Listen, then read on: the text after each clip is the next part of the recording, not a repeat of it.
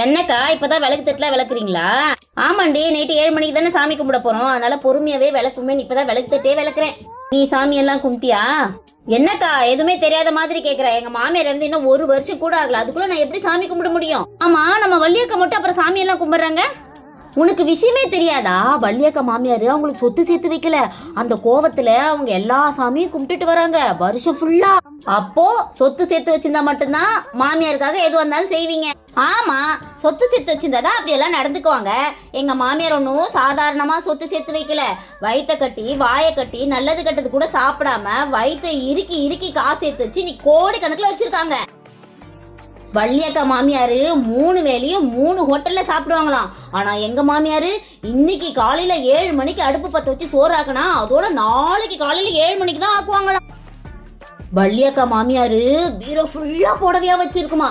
ஆனா எங்க மாமியாரு 4 புடவை தான் வச்சிருக்கோம், அதையே மாத்தி மாத்தி கட்டிக்கும். இந்த 2 மாமியார் மாதிரி இல்லாத உங்க மாமியார் கொஞ்சம் வித்தியாசமா இருப்பாங்கல்லக்கா. ஏன் நான் எங்க மாமியார் பத்தி உங்ககிட்ட சொல்லவே இல்லையடி? அக்கா உங்களுக்கு விஷயமே தெரியாதா? நான் ஒரு கூகுள் மேப், எனக்கு எல்லாமே தெரியும். அப்போ நான் இப்பதான் விளக்குத்தட்டு விளக்குறன்றத எல்லாத்தையும் போய் சொல்லிடுவியா?